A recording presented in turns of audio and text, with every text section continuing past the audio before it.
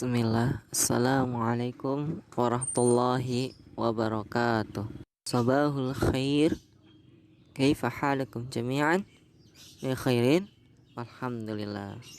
Qabla ta'allum, hayya nabda hadha bid-du'a. Rabbi zidni ilman warzuqni fahman. Amin. Rabbi habli hukman walhiqni bis-shalihin. Amin. Pada pertemuan yang lalu kita telah membahas nawaqidul iman, itu hal-hal yang membatalkan iman. Ada 11 dan kita sudah membahas 1 sampai 5.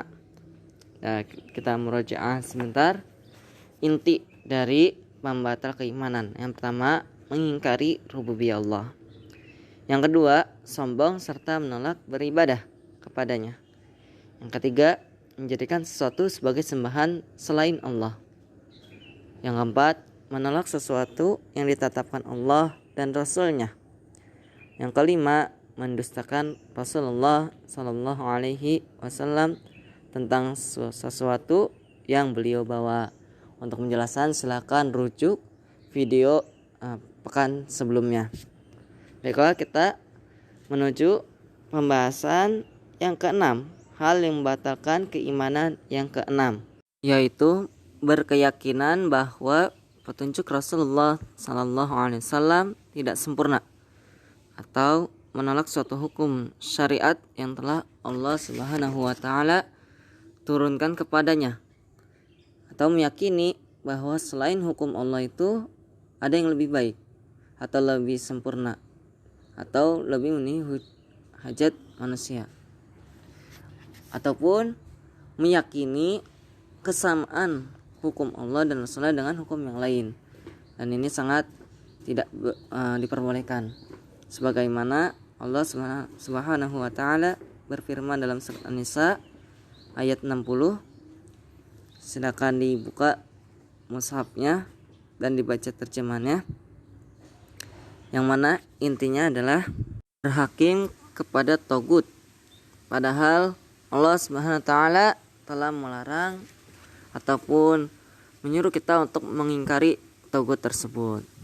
Arti togut itu sesuatu yang disembah dan dia ridho terhadap apa yang mereka sembah, ya, orang tersebut atau apapun itu. Padahal itu adalah setan yang menyesatkan manusia dengan penyesatan yang jauh. Kemudian dalil lain dalam surat Al-Maidah ayat 44. A'udzubillahi minasyaitonirrajim. Wa man lam yahkum bima anzalallahu faulaika humul kafirun. Barang siapa yang tidak memutuskan perkara menurut apa yang Allah turunkan, maka mereka itu adalah orang-orang kafir. Kemudian pembatal keimanan yang ketujuh, tidak mau mengkafirkan orang-orang musyrik atau ragu tentang kekafiran mereka, sebab hal itu berarti meragukan apa yang dibawa oleh Rasulullah Sallallahu Alaihi Wasallam.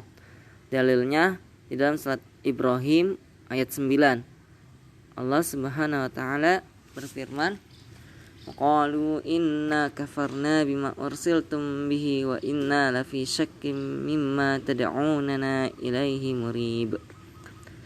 Silakan dibuka mushaf Al-Qur'annya yang terjemahan, yang mana inti dari ayat tersebut, mereka mengatakan sendiri bahwa mengingkari apa yang Rasulullah Sallallahu Alaihi Wasallam bawa dan juga meragukan hal tersebut.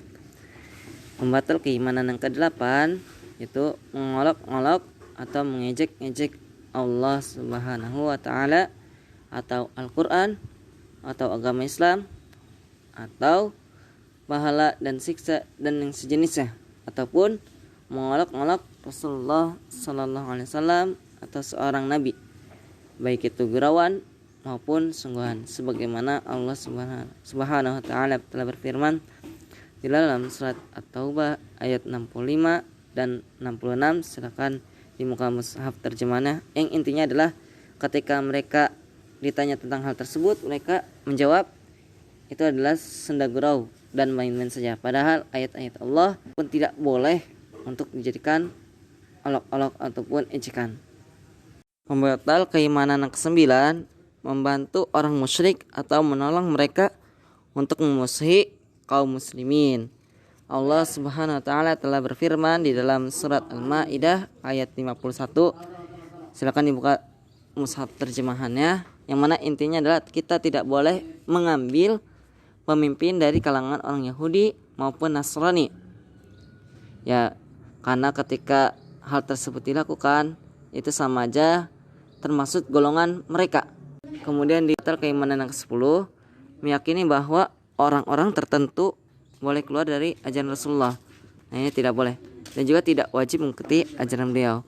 Padahal Allah SWT telah berfirman dalam surat Al-Maidah ayat 3 yang bunyi ayatnya, A'udzubillahi minasyaitonirrajim. Al-yawma akmaltu lakum dinakum wa atmamtu 'alaikum ni'mati wa raditu lakumul Islam madina.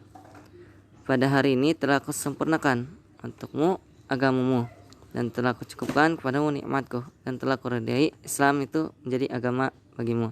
Jadi Islam ini sudah sempurna, jadi tidak ada kekurangan. Kemudian yang ke-11, pembatal keimanan yang ke-11, tidak mau mempelajari agama Islam atau berpaling dari agama Allah dan tidak mau mengamalkannya. Ini terdapat dalam surat As-Sajdah ayat 20.